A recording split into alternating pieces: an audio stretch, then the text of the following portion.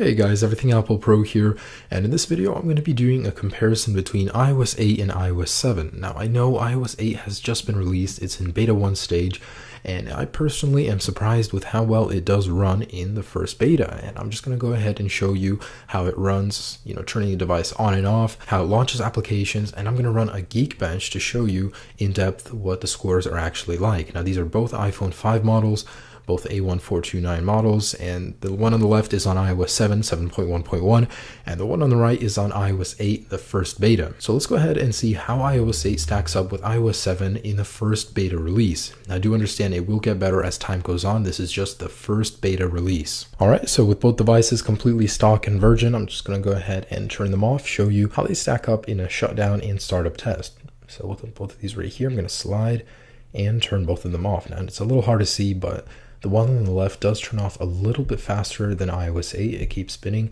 and once it is off, I'm going to go ahead and start them up and see which one turns on first.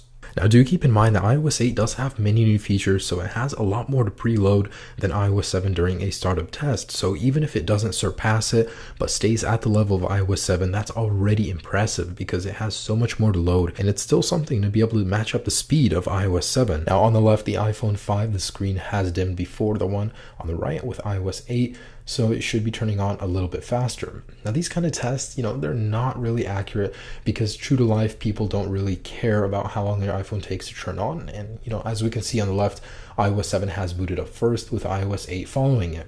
And do keep in mind, this is still the first version of iOS 8, so anything we see now could be improved in the future. For the next test, I'm just going to make sure everything is cleared from the multitasking bar. Anyways, we're just going to launch a couple applications, see usability wise how they stack up. Anyways, camera application, iOS 7 loaded just a pinch faster than iOS 8. Next, we're just going to go into settings. And again, it just loaded a little bit faster. So generally, they're up to par. They're both very much similar.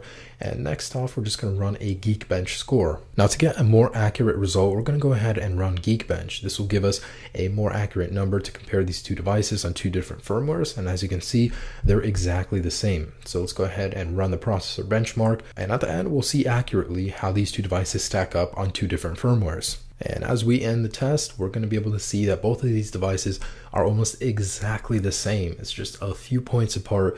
iOS 8 takes the lead. Now, this isn't the same test that I had. I actually did another one before this, and it was a little bit different. So I'm just going to go ahead and show you the other one. And the multi-core score on the iOS 8 device was actually better. Now, I'm not sure if that's a direct result of the new metal feature Apple is adding to iOS 7. However, I don't even know if that's been implemented yet in the first place. Metal is a software addition to iOS 8 that basically removes a huge processing layer between the chip and the device. So it would result in a much better multi-core score, especially when running more intensive applications. So from these tests and this score and the fact that iOS 8 is still in its infancy, I can see that it will be a great operating system. We just have to give it time, and later on in its life, it should be a lot better performance-wise. So even right now, I can tell it's going to be a great software. There'll be many new features, and it won't be slowing down our devices in the process. I hope you enjoyed the video, guys. Peace.